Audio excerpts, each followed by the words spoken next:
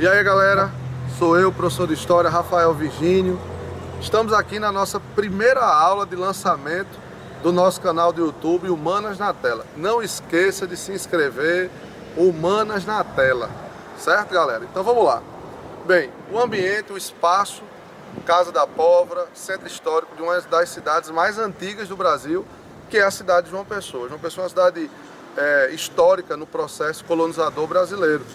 E aí a dica de hoje vai sobre história colonial do Brasil. O que é que o Enem exige do aluno enquanto habilidade para compreender a história do Brasil colonial? A questão relacionada principalmente à economia e às questões sociais. Sobre a economia, é importante nós lembrarmos do seguinte: quando Cabral chegou aqui, um dos nossos primeiros ciclos econômicos foi o pau-brasil. Só que o pau-brasil tem um problema, que ele não gera povoamento, ele não gera colonização. A retirada do pau-brasil acontecia por uma relação de mão de obra do escambo, uma troca, o índio com o português, e aí o pau-brasil ia embora para a Europa. Só que isso gerou um vazio colonizador no espaço geográfico brasileiro. Com isso, Portugal deu brecha para a invasão, por exemplo, de nações como a França. A Paraíba, o Rio Grande do Norte, foram dois estados, hoje estados, que sofreram essa invasão francesa.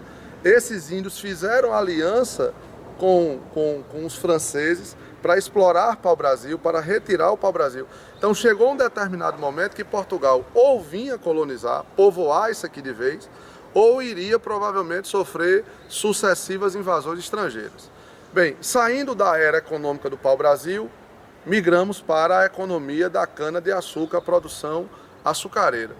O sistema mercantilista, que é o modelo econômico proveniente dos estados ultramarinos, ele tinha na sua relação produtiva agrária o chamado sistema plantation. Por favor, não esquece essa relação econômica. Não é para você decorar, é para você fazer analogias. O sistema plantation funcionou no Brasil. O sistema plantation funcionou na América Central, nas colônias espanholas. O sistema plantation funcionou na parte sul dos Estados Unidos. Ou seja, não é um modelo implantado no Brasil, é um modelo mercantil, que no Brasil foi implantado na produção de cana-de-açúcar. Bem, o que é que diz o sistema plantation? O sistema plantation nada mais é do que um sistema produtivo, uma relação de produção, que você tem 4 características importantes. Primeira, exportação. Todo o açúcar produzido no Brasil não era comercializado aqui. Segundo, aspecto do sistema plantation, latifúndio, grande propriedade. Você pode perceber, caro aluno, que onde você teve plantação de cana-de-açúcar, se proliferou a expansão do latifúndio. Porque não existe plantação de cana-de-açúcar com policultura, que é a terceira característica, a monocultura. E a quarta e última característica, que eu vou me ater um pouco mais, é a questão da escravidão. E eu queria começar falando da escravidão, quebrando um paradigma. Que paradigma seria este? Escravidão não é etnia, escravidão não é cor de pele, escravidão é relação de trabalho, é trabalho compulsório.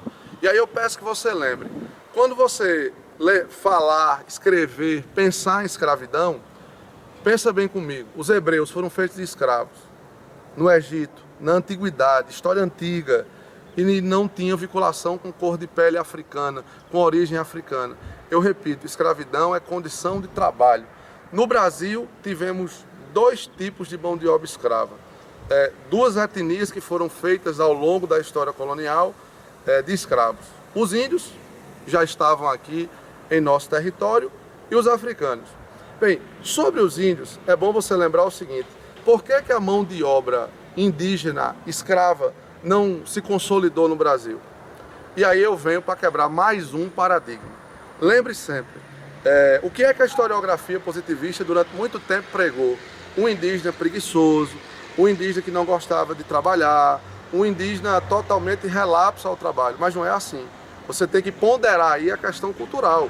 Outra coisa, segundo Caio Prado Júnior, segundo Furtado, o tempo de trabalho na cana-de-açúcar era de 12, 14 horas.